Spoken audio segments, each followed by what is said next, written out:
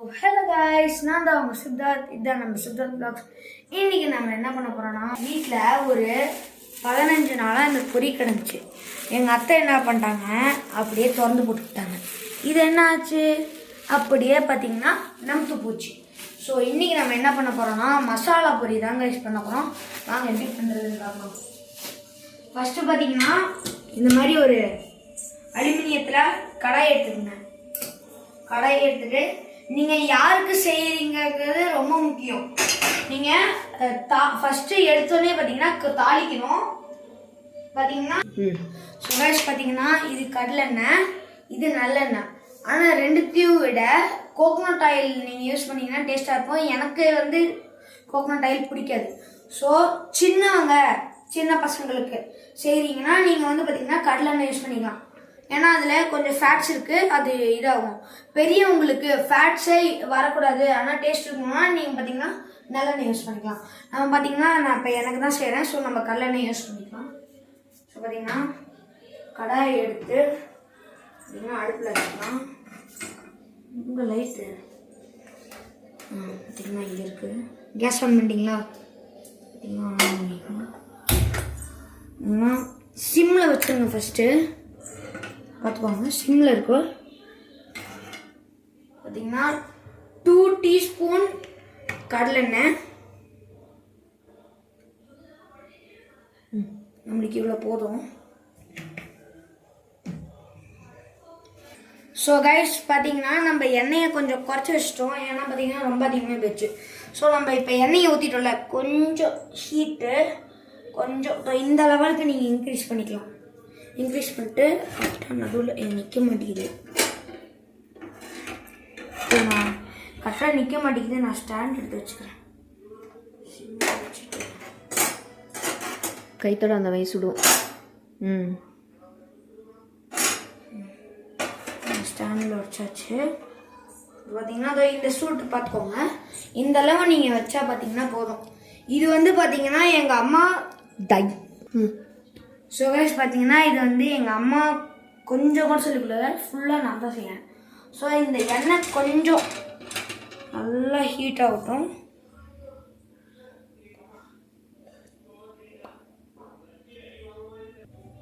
So guys பார்த்தீங்கன்னா எண்ணெய் heat ஆகிடுச்சு.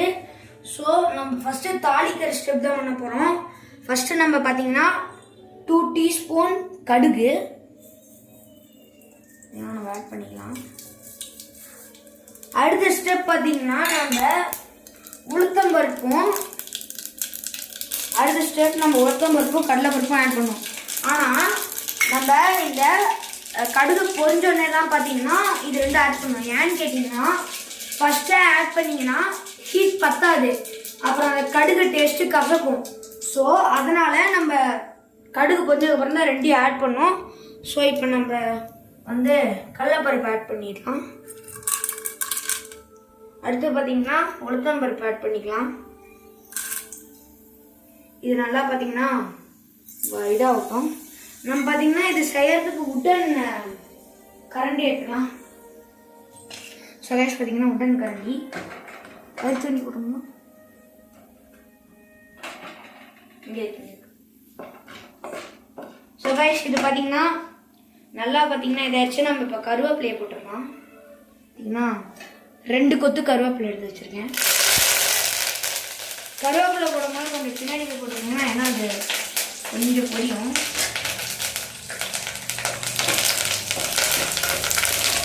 இப்போ நம்ம இதை ஆஃப் பண்ணி வச்சுக்கலாம்.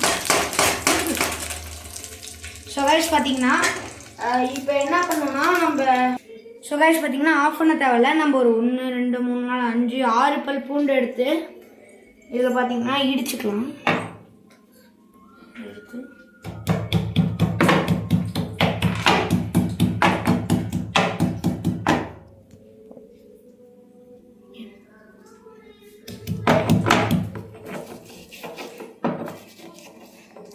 சொல்லு சுகேஷ் பார்த்தீங்கன்னா இது நம்மளுக்கு வந்து கரெக்டாக இருக்கும்.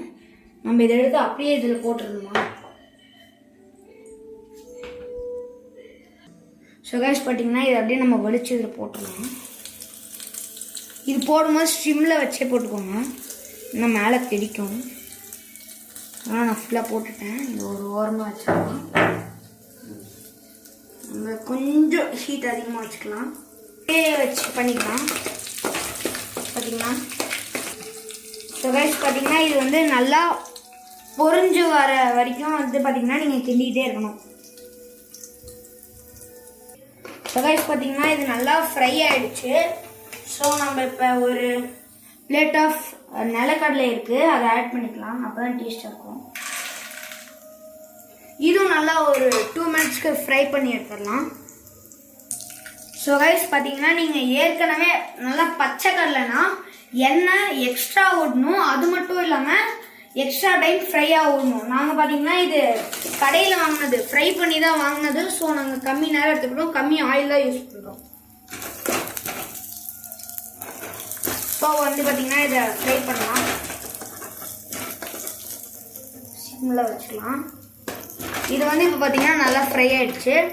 ஸோ நம்ம இப்போ பெருங்காயத்தூள் கொஞ்சோண்டு போட்டுக்கலாம். சும்மா ஒரு பிஞ்ச், இது போதும். ஸோ இது ஒரு நல்லா ஒரு கிண்டு பண்ணிக்கலாம்.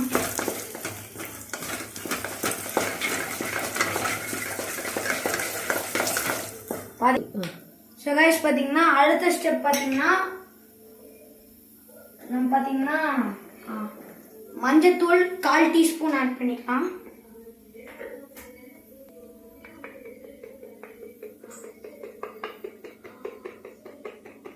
ஸோ கைஸ் பார்த்தீங்கன்னா நம்மளுக்கு இந்த லெவல் போதும். இதை நான் ஒரு பிளேட்டில் கொட்டி காட்டுறேன்.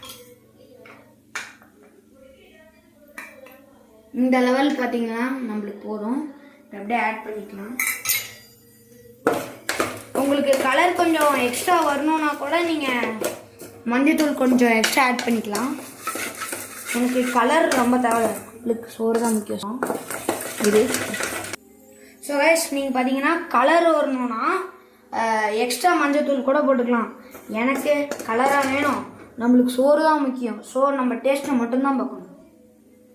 ஸோ நம்ம பார்த்தீங்கன்னா அதெல்லாம் கொஞ்சம் ஒரு ஸோ கைஸ் பார்த்தீங்கன்னா இப்போ எல்லா ஸ்டெப்பும் முடிஞ்சு கடைசி ஸ்டெப்பாக நம்மளோட பொரி எடுத்துக்கலாம். பொரி எடுத்து ஃபுல்லாக நான் இந்த அளவு பொரிக்கு நான் இந்த அளவு மெஷர்மெண்ட் எடுத்துக்கிறேன். ஸோ உங்களுக்கு எவ்வளோ இருக்கோ அந்த மாதிரி டபுள் பண்ணிக்கோங்க. நான் மெஷர்மெண்ட்ஸ் வந்து சொல்லிட்டேன். பார்த்தீங்கன்னா எல்லா பொரியும் இதில் அப்படியே கொட்டிடலாம். ஸோ கைஸ் பார்த்தீங்கன்னா நீங்கள் தனியாக உப்பு போட தேவையில்ல. ஆனால் பார்த்தீங்கன்னா பொரியிலே உப்பு இருக்கும். ஸோ நீங்கள் இப்போ என்ன பண்ணணும்னா ஒரு 2 கரண்டி எடுத்துக்கணும் கைஸ். பாருங்க உடன் இதெல்லாம் தேவையில்ல. ஒரு 2 கரண்டி எடுத்துக்கணும். நல்லா பண்ணிட்டு கிண்டணும்.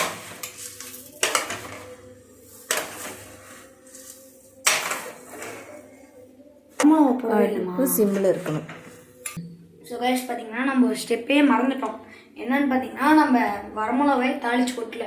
ஸோ நம்ம இப்போ என்ன பண்ண போகிறோம்னா ஃபைனல் ஸ்டெப்பாக வரமிளகாயை தாளிச்சு தான் கொட்ட போகிறோம். எனக்கு பார்த்தீங்கன்னா இதுக்கு வந்து இங்கே பாருங்களேன் சுத்தமாக கலரே இல்லை. எனக்கு கலரும் தான் முக்கியம். ஸோ ஸோ கைஸ் பார்த்தீங்கன்னா நம்ம கடுகு அதெல்லாம் போடவே தேவையில்ல. சும்மா எண்ணெயை ஊற்றி மிளகாயை போட்டு வறுத்து அதில் போட்டுருக்கோம். ஸோ நம்ம பார்த்தீங்கன்னா நல்லெண்ணெய் எடுத்துருக்கோம், கொஞ்சோண்டு ஊற்றிக்கலாம். இந்த அளவு பார்த்தீங்கன்னா நீங்கள் ஊற்றிக்கலாம். ஸோ கைஸ் பார்த்தீங்கன்னா நான் இதுலேயும் எண்ணெய் அதிகமாக ஊற்றிட்டேன். ஸோ பார்த்தீங்கன்னா இவ்வளோ எண்ணெய் எடுத்தால் போதும்.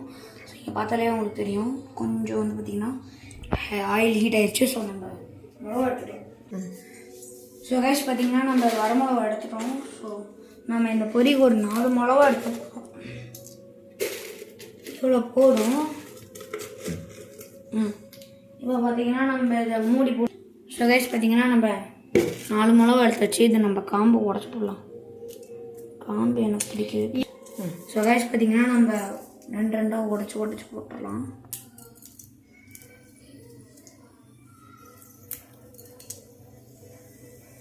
உடச்சி அந்த இதெல்லாம் கொஞ்சம் ஒரு பாதி மட்டும் வெளியே கொட்டிட்டு அப்படியே போட்டுருங்க. ஃபுல்லாக கொட்டிடாதீங்க, ஒரு பாதி. ஸோ கைஸ் நான் வெளியே குப்பையில் போட சொல்லல, இதுக்குள்ளே போட சொன்னேன். எங்கள் அம்மா தப்பாக நினச்சிக்கிட்டு என்ன திட்டுறாங்க. ஸோ நம்ம இதை நல்லா கொஞ்சம் ஹை ஃப்ளேமில் வச்சு வதக்கலாம், மீடியம் ஃப்ளேமில் வச்சு வதக்கலாம்.